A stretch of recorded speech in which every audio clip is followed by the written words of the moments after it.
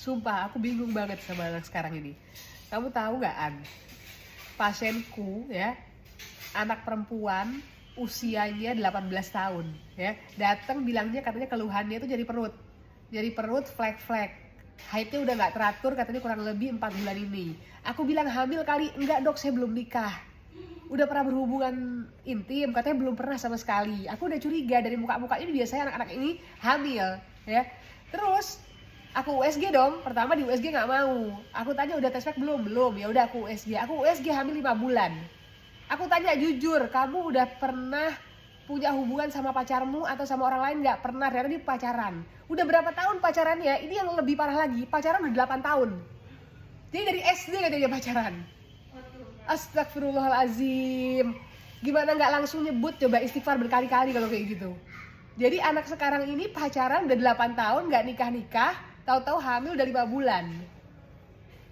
Ini fenomena yang terjadi nih. Makanya penting banget pendidikan seks dari orang tua sejak dini ya. Sepenting itu.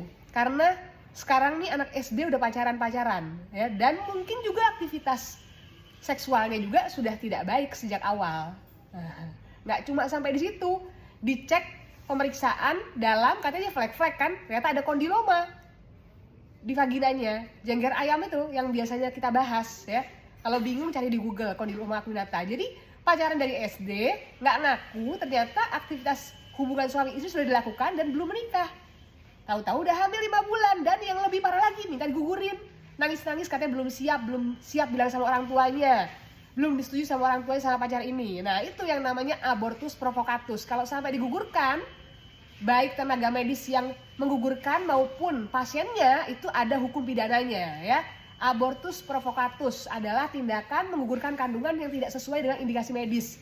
Artinya bisa karena permintaan pasien akibat sosial ekonomi, karena kehamilan tidak diinginkan, karena faktor-faktor lain yang bukan merupakan indikasi medis. Apa aja indikasi medis? Kalau kehamilan tidak berkembang, kehamilan tidak bisa dipertahankan karena akan mengancam nyawa ibu, misalkan perdarahan dari jalan lahir, kehamilan di luar kandungan atau kehamilan ektopik, iya harus diambil kalau nggak mengancam nyawa ibu, atau dead conceptus, bayinya meninggal, dan berbagai indikasi medis lain yang dampaknya akan fatal jika dipertahankan karena akan membuat ibunya perdarahan, dan jika kehamilannya tidak berkembang dipertahankan juga nanti selain perdarahan bisa infeksi dan lain-lain. Itulah abortus yang diperbolehkan, yang ada di dasar hukumnya. Tapi kalau permintaan pasien itu termasuk yang abortus provocatus kalau kita melakukan tindakannya tanpa indikasi medis. Jadi hati-hati, tenaga medisnya dan pasiennya punya kesempatan untuk mendapatkan hukum pidana ya.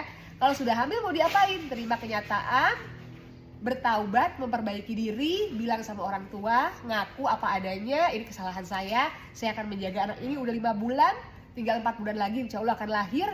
Selanjutnya nanti setelah melahirkan baru menikah, membangun rumah tangga dari nol, dan ajarkan anak-anaknya pendidikan seks sejak dini agar tidak berulang lagi kehamilan di luar nikah sebelum waktunya, di bawah umur, dan pacaran bertahun-tahun dengan kondisi infeksi menular seksual. Itu kondiloma acuminata ya. Jengger ayam ada di vagina, penyebabnya dari mana? Hubungan intim yang tidak aman, baik dari pasangan maupun dari dirinya. Ganti-ganti pasangan bisa jadi, yang menularkan bisa jadi juga pasangannya. Penyebabnya adalah human papilloma virus, HPV virus. Makanya di luar negeri begitu banyak hubungan intim di luar nikah, tapi pasien-pasiennya atau perempuan dan laki-lakinya aman karena sejak dini sudah vaksin HPV. Nah, itu ya. Jadi vaksin HPV dan pakai pengaman. Nah, bukan kita membenarkan hubungan intim, tetap hubungan intim sebaik-baiknya adalah dilakukan setelah menikah halal secara hukum dan agama. Tapi di luar negeri kenapa aman-aman aja? Karena menyadari pentingnya vaksin HPV dan pakai pengaman. Oke, hati-hati anak perempuan, anak laki-laki, orang tua apalagi. Ini PR besar buat orang tua ya. Didik moral agama sejak dini biar tahu ke depannya nanti bagaimana harus menjaga diri ketika bertemu dengan lawan jenis. Oke, Dokter Amira, love you all. Selamat Jumat siang.